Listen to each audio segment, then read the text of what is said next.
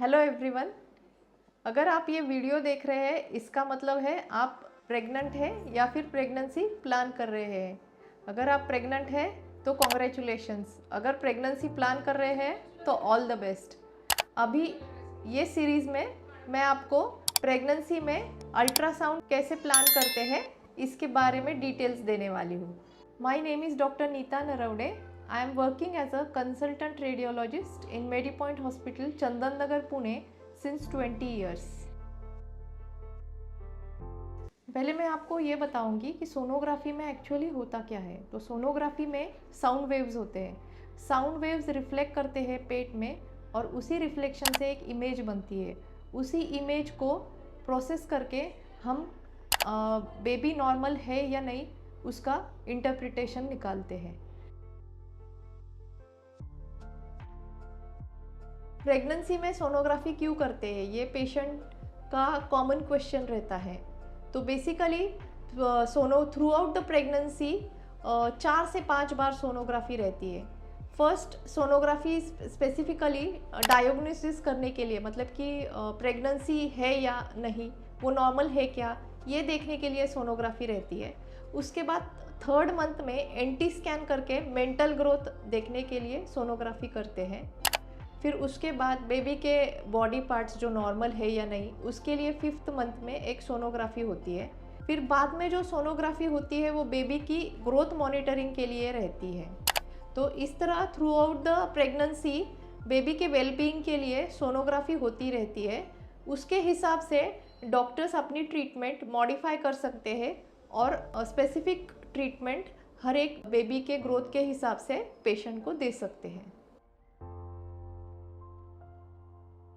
Usually जब patient को pregnancy का डाउट आता है तब वो घर पे प्रेगनेंसी टेस्ट किट पे करते हैं। वो तो पॉजिटिव आता है, फिर भी प्रेगनेंसी कंफर्म करने के लिए सोनोग्राफी करना ज़रूरी रहता है।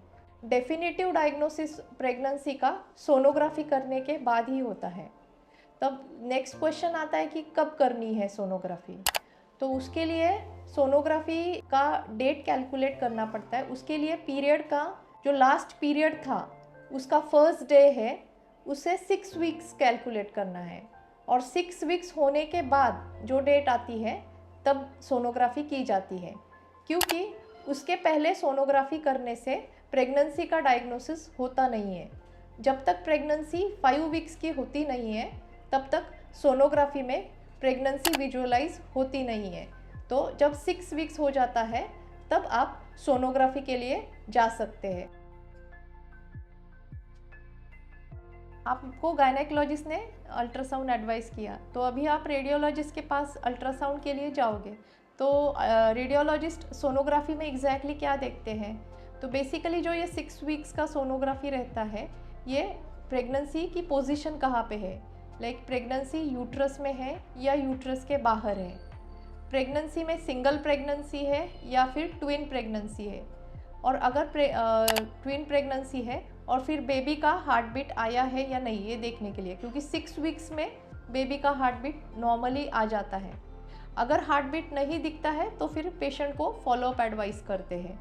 और चौथी चीज़ ये देखनी पड़ती है कि प्रेगनेंसी की ग्रोथ कितनी है, मतलब बाय डेट आपका 6 वीक्स का प्रेगनेंसी है तो सोनोग्राफी में 6 वीक्स है या फिर उससे कम या ज़्यादा है, ये देखने के लिए करते हैं।